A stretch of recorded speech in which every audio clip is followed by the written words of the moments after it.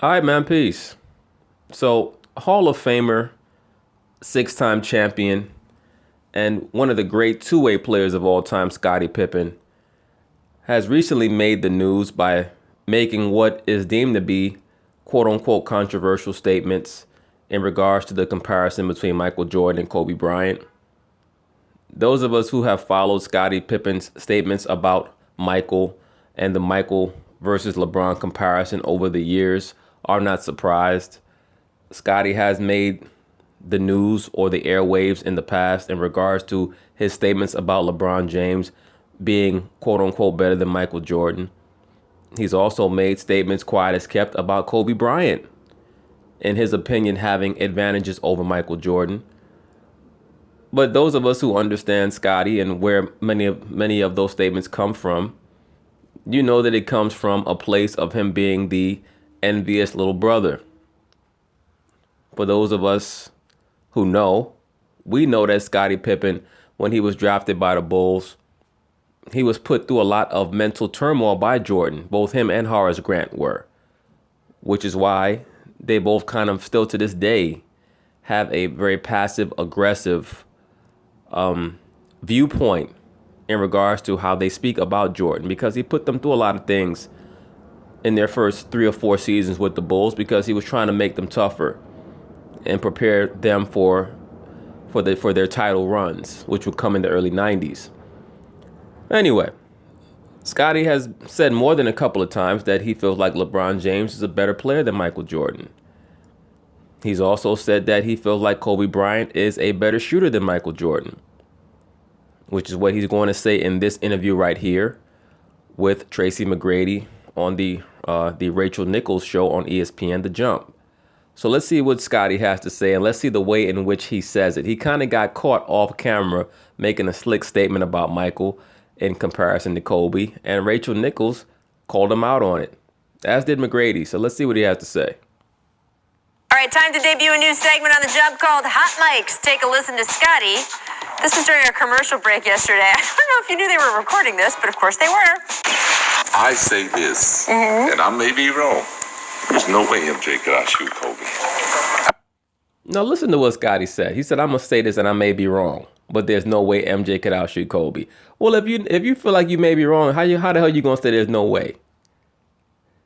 When you make a statement and you preface it with "I may be wrong," then the subsequent statement should have some form of doubt to it, right? You're supposed to say, "I may be wrong, but I think that it's a possibility that." You don't say, "I may be wrong, but there's no way that." So that's basically Scottie trying to be sneaky about trying to start a conversation about somebody being better than Jordan at something. And that's the way that he'll oftentimes approach the Jordan comparison. He tries to, in a sneaky way, put someone over Jordan. Why? Because in my view, Scottie still has a lot of baggage that he carries around about the credit that Jordan gets for many of their title runs, which in my view, Scottie thinks is an inordinate amount of credit. In my view, Scottie believes that playing with Michael has taken away a lot of prestige from his career. I think that Scottie believes in his heart that had he been able to go on his own team and really kind of craft out or cut out his own niche in NBA lore, that he would have been viewed in a much higher esteem than he is. And I think that that's really one of the reasons why, along with what I stated earlier about him and Horace Grant and a lot of the other younger Bulls players being put through the meat grinder by Jordan in the late 80s, early 90s, which is why he does what he does in regards to these little silly statements.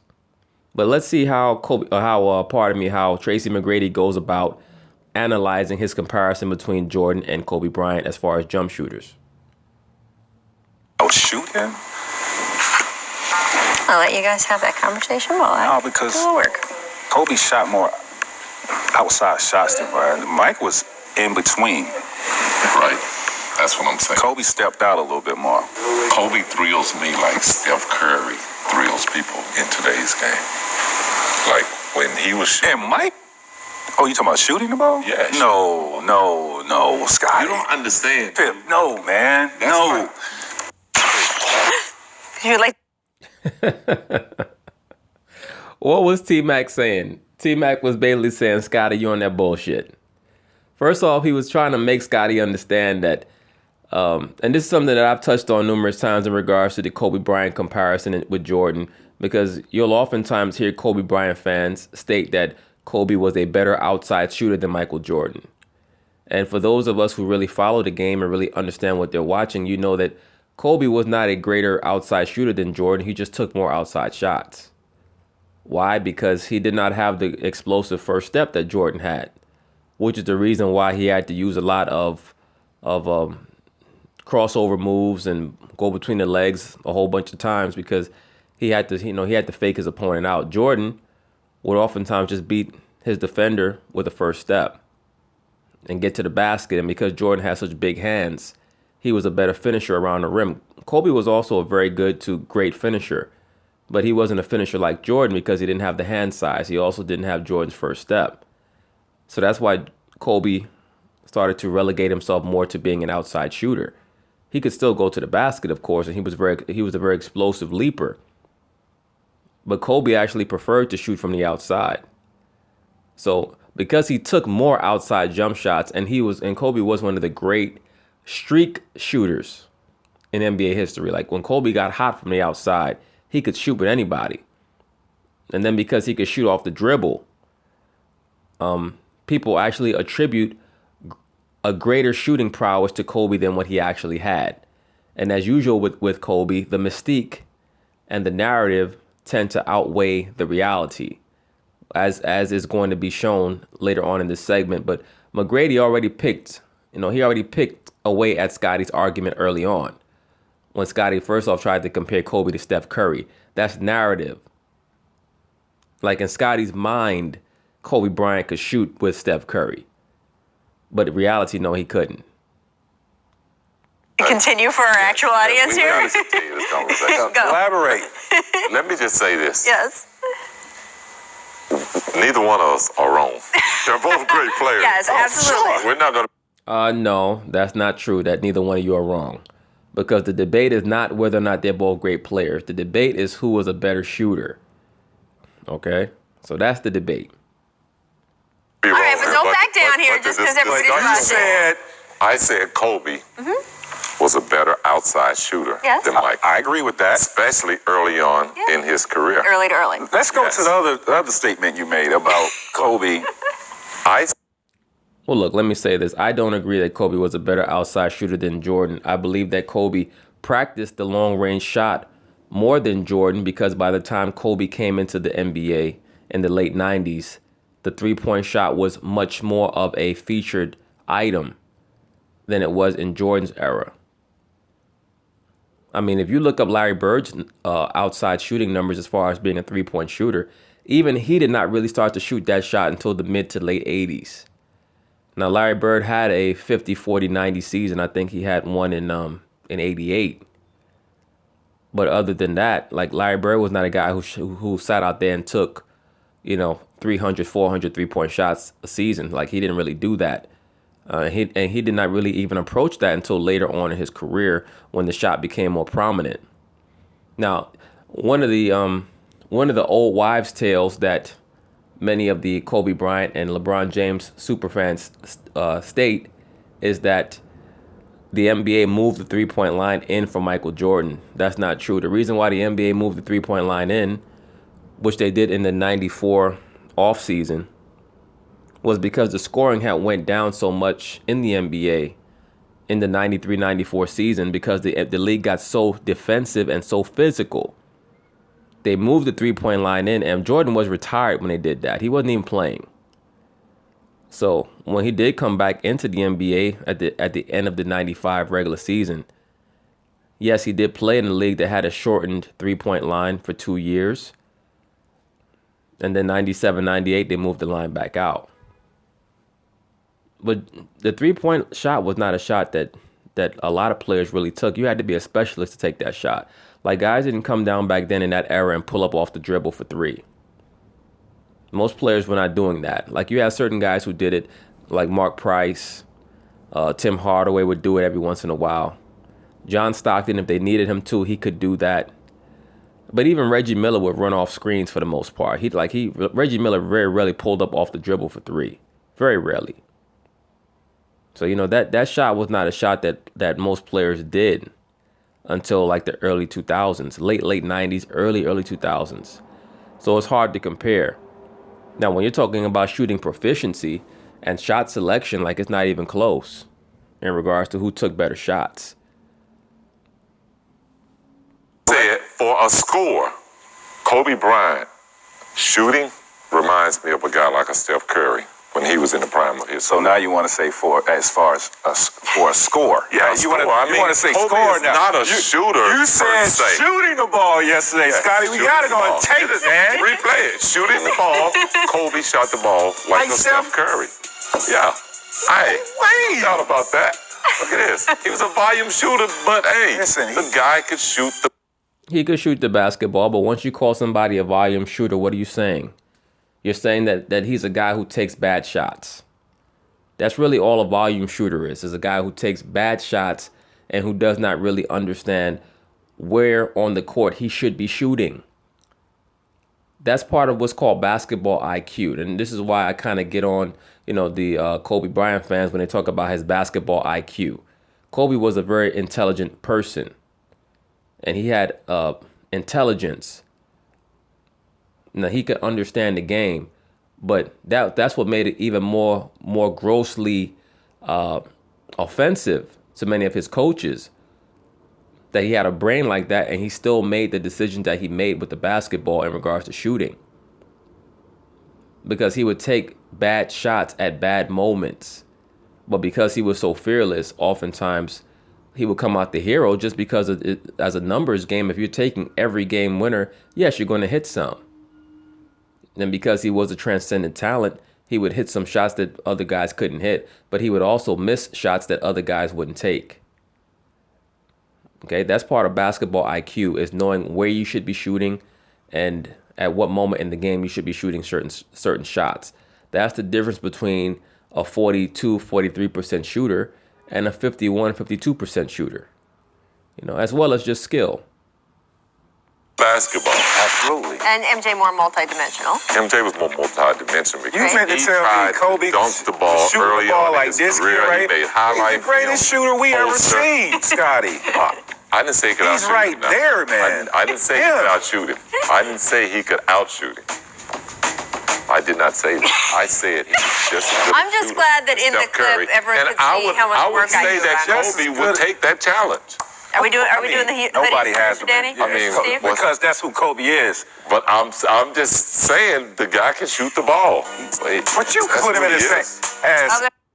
Now, this is really what matters right here. When you look at the stats, it says, who's the better shooter? 2-point field goal percentage. Jordan was a better, and please keep in mind, this is including the years with the Wizards with Jordan. But I won't use that. I won't use that corollary because Kobe also, as we all know, his years after the Achilles tear are like equivalent to Jordan's years with the Wizards. So we'll just look at the numbers. Jordan had a better 2-point shooting percentage. They had an equivalent 3-point shooting percentage, but Jordan took far fewer threes. Why? Because he came from an era where the belief was you get to the basket, you try to get the best shot possible. It wasn't keep jacking up 3-point shots. Right? So now if you're playing in an era where the 3-point shot is not quite as valued, you're taking less 3-point shots, you're going to work on the shot less. Kobe Bryant worked on that shot incessantly and still shot the same percentage as Jordan. So, I mean, it's left to basic methods of deduction that if Jordan had worked on that shot to the degree that Kobe Bryant had, that he would have been a better percentage shooter. Just when you look at the fact that he played in an era where that shot was not as important and his percentage is still the same. There you go. Okay. Look at 33%. I got up and looked at these numbers. Look at 30%. Please, do we have Steph? I Put the know graphics that- up, please. Put the graphics. The man played. Okay, I didn't say threes. look. What are we shooting? I will take the point. Look at the attempts. right? It's- He had 3 it's times as many obvious as who attempts. felt like they could shoot So the ball. who could- That's right. what I was Who was saying. the- Mike didn't shoot that many threes. Mike was playing. Well, that was he's part at of Scottie's point. mid-range That was game. my Step in point. on Scottie here. That was my yeah. point. No, I agree with you on that, but you threw Steph Curry in this conversation. That's where you. That's where you problem. missed. No, Yeah. I said Kobe could shoot the ball as good as By the way, how Curry does this could be a video look like it's scorer. from like That's my 1953? point. Oh man, AC was not even existing Look at then. that. This is what I grew up watching, and I didn't know how bad it was. Look at that. Oh. That's good. You know, I talked to a friend this morning, Ron Harper. I was gonna say, a we friend. talked about these two.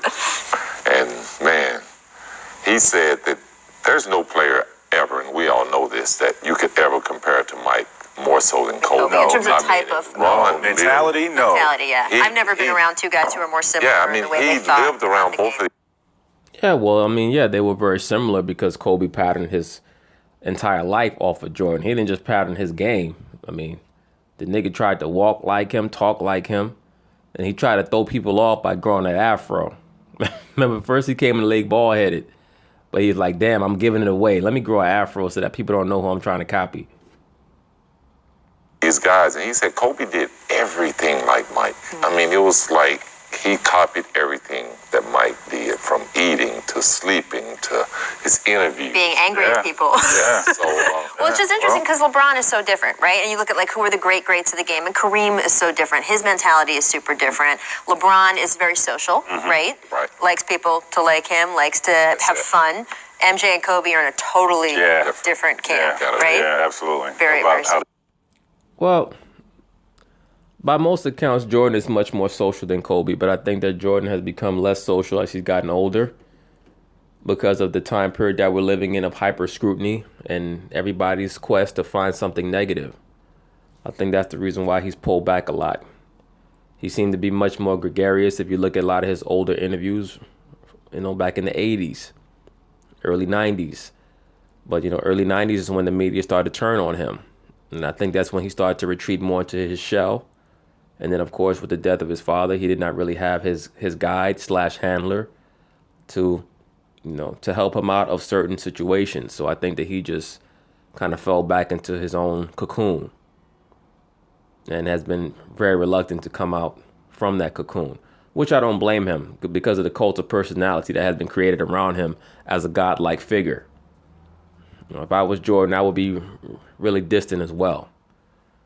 Because, when people worship you as a god, it's only a matter of time before they want to kill you as a false god, which is what you see now with many other statements about him funding prisons and all this other silly shit that guys allege and have never done any research on.